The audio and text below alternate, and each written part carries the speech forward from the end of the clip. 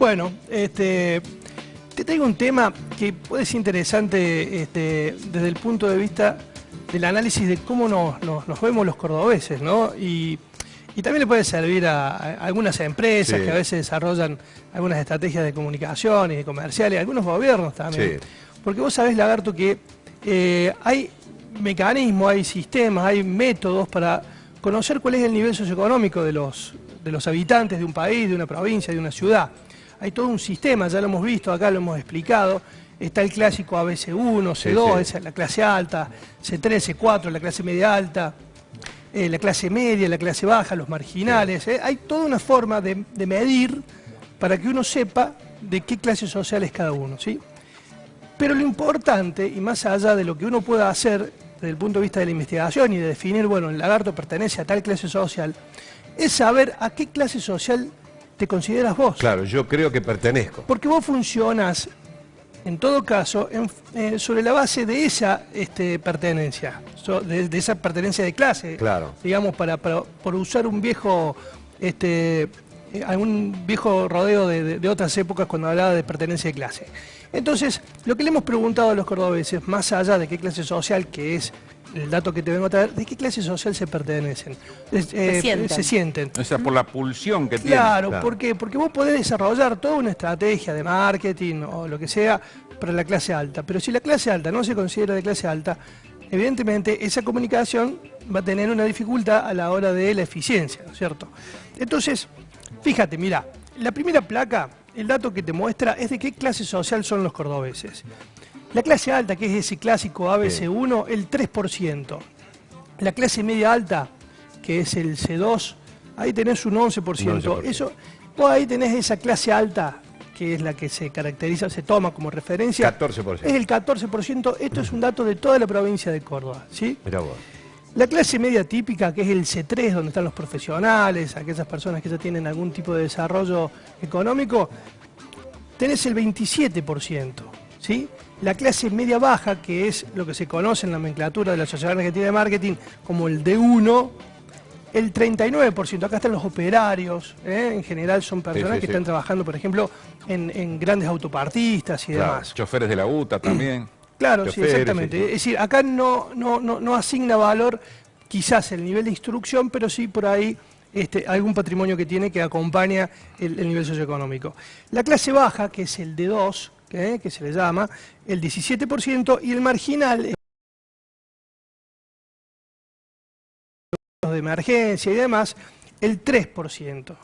Es decir, que en la clase baja marginal, tenés un 20% de la población. Quiere decir que en Córdoba tenemos una clase media muy importante del 66%.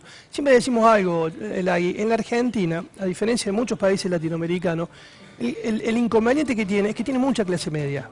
Pero además mucha clase media, y vamos a ver ahora, que se considera de clase media. Claro. Y que funciona ideológicamente como clase media. Ni de izquierda, ni de derecha, ni peronista, ni radical.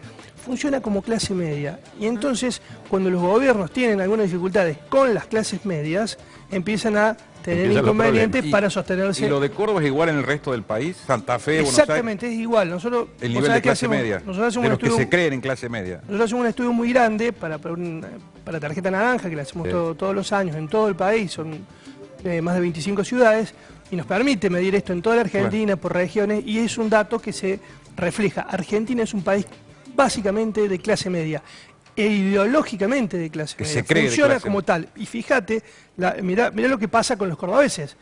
El 74%, mientras el 66% clasifica como clase media, el 74% se considera de clase media.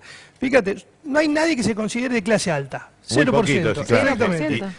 Mientras la clase media alta era el 11%, tenés un 2% solamente que se considera de clase media alta.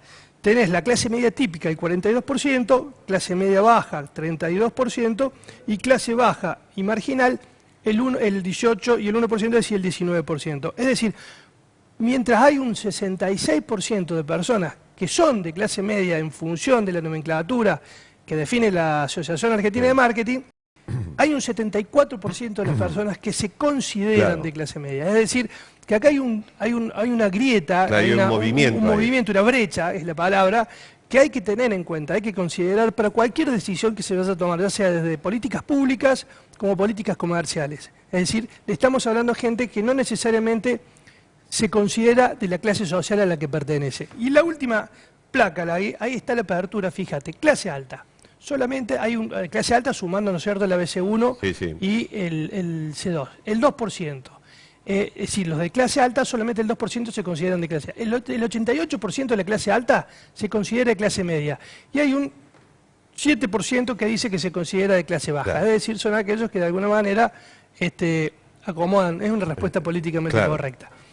Clase media, solamente el 2% se considera de clase alta, el 75% se considera de clase media y el 17% se considera de clase baja. Y la clase baja, el 3% se considera de clase alta, es la aspiracional, suelen decir, 59% se considera de clase media y el 32% de los de clase baja se considera efectivamente de clase baja. Pero está claro que el 74% de la placa anterior es la foto del país. Es el gran dato. Es el gran dato. Es el gran dato. No importa de qué clase social perteneces, sino a la que vos te considerás. Me parece que es la síntesis de este dato, que es muy elocuente y que de alguna manera puede explicar muchos aspectos. Eso quería preguntarte, si eso explica el resultado electoral. Claro que sí, absolutamente. Es decir, vos fíjate, en las últimas elecciones, 3, 4 elecciones de Estados Unidos, básicamente a quien se le habla es a la clase media. En Argentina, cuando hubieron episodios políticos importantes en esta época de democracia, que de alguna manera pusieron a los gobiernos contra la pared, fue cuando se afectó a la clase media. En general, la clase media es la que se considera ahora, esto en función de los estudios que hemos hecho, como la clase trabajadora. ¿Qué quiere decir esto? La clase que sostiene con sus impuestos, con su trabajo y demás, al país. Hay una crítica en general a los gobiernos sobre cómo se subsidia a los sectores de la pobreza y demás.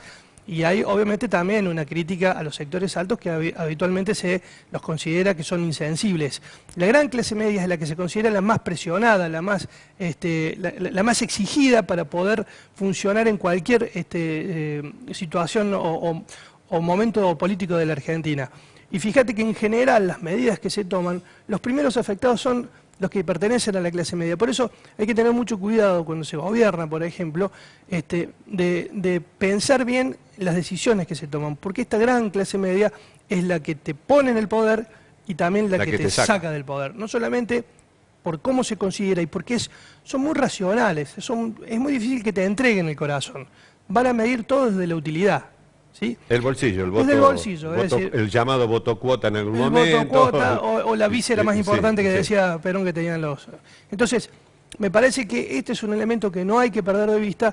Lo que se gobierna habitualmente es una gran clase media y en función de eso hay que... Porque en general los gobiernos asumen pensando en la pobreza, ¿no? Que está bien, está claro que hay que tratar de trabajar y poder evitar que esa gente siga en esa circunstancia. Pero claramente quien te pone en el poder es la clase media y habitualmente no se gobierna en función de eso. Gracias, Luis. Nos vemos la Muy amable, muy gentil.